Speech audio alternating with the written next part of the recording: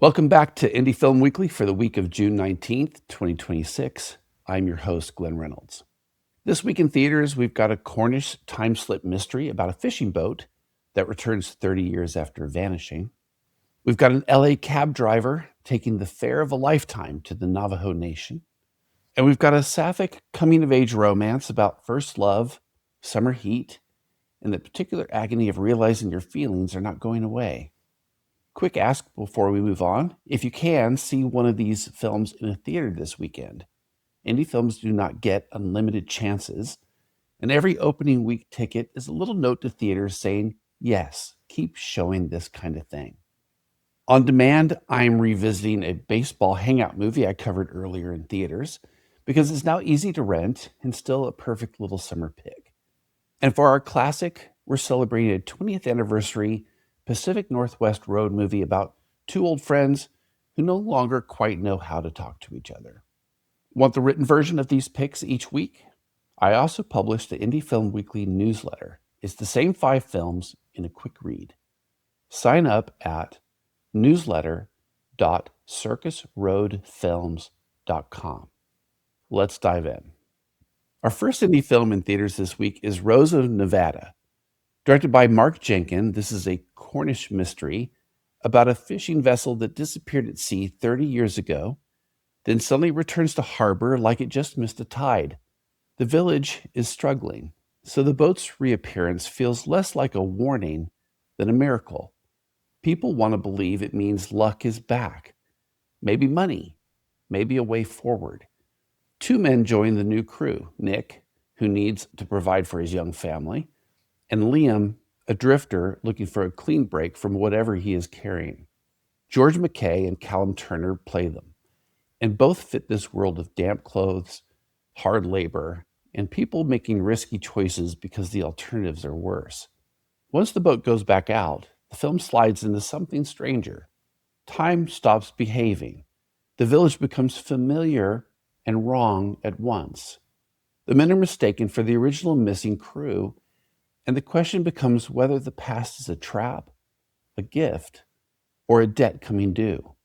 Jenkin has a distinct handmade style with texture you can almost feel. The sea is not just scenery here, it's memory, threat, and promise all at once. If you like mysteries that leave some salt on your skin, this is your pick. Our second indie film in theaters this week is Road to Everywhere. Directed by Michael Paradis Shube, this is a 30 years later follow-up to the film Driven, with Whip Hubley returning as Los Angeles cab driver Jason Schuyler. The setup is beautifully simple. Jason gets offered a long-distance fare by Jake, a casino dealer and gambler played by Robert Mirabel. Jake wants to go back to the Navajo Nation in Arizona, the home he left 3 decades earlier, so he can see his grandson compete in a Native American rodeo. That is the trip. But the real story is what happens when 2 men who have spent a lot of time avoiding parts of themselves end up sharing a car for hundreds of miles. A cab is a funny place for a confession. You're close enough to talk, but you can still pretend you are just passing time. Jake's reasons for leaving home and his reasons for going back start to come into focus through small exchanges, roadside stops, and the steady pressure of distance closing behind them. Jason is not just a driver here. He becomes a witness, a sparring partner, and maybe the one person Jake can talk to because he has no stake in the family history.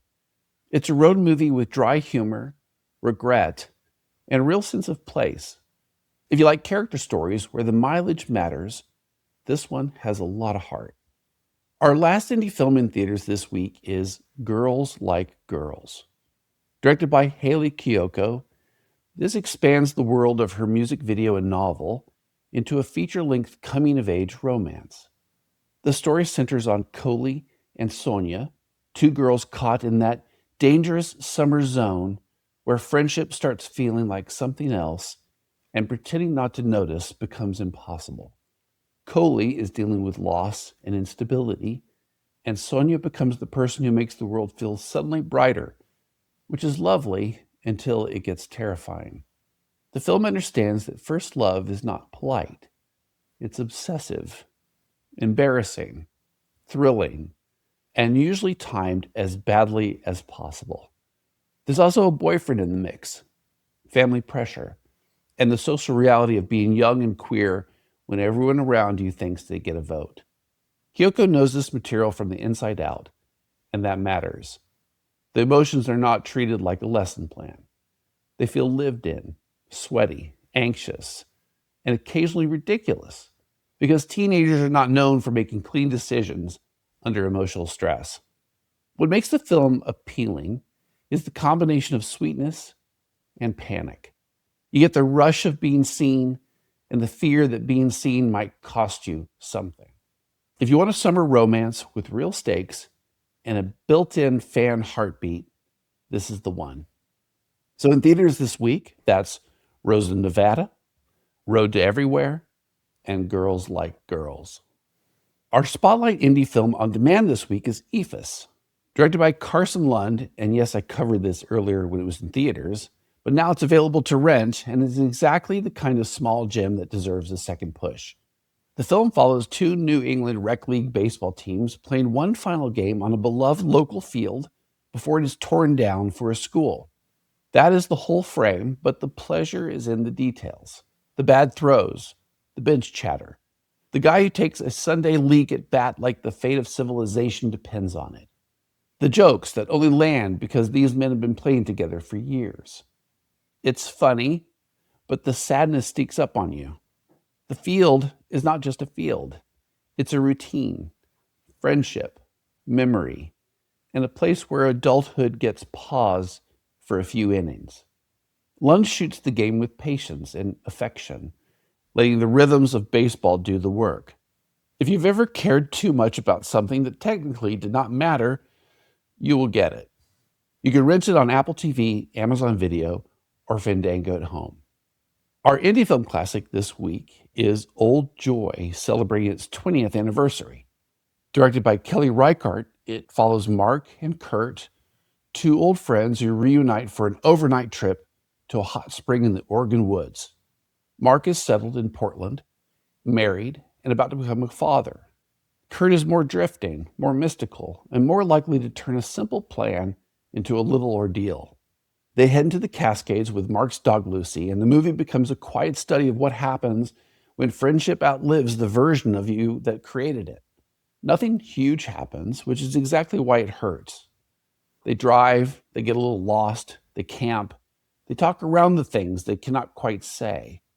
Will Oldham plays Kurt with a loose, searching sadness, like a guy who still believes the right conversation could fix everything. Daniel London plays Mark as someone who wants to be kind, but also wants the weekend to end. Reichardt is brilliant at filming emotional distance without underlining it. A pause can say everything. A hot spring can feel like a confession booth. The Yo La Tengo score gives the film a gentle ache without pushing it. This is short, quiet, and devastating if you meet it halfway. You can watch it on the Criterion Channel or rent it on Apple TV or Amazon Video. And that wraps it for the June 19, 2026 edition of Indie Film Weekly. If you want to support the show, do the simple stuff. Subscribe so you don't miss next week. Share it with one friend who likes being early. Rate it because it helps the apps take the show seriously. Then leave a quick review, even one sentence helps. Until next week, keep it open-hearted, keep it road ready, and keep it indie.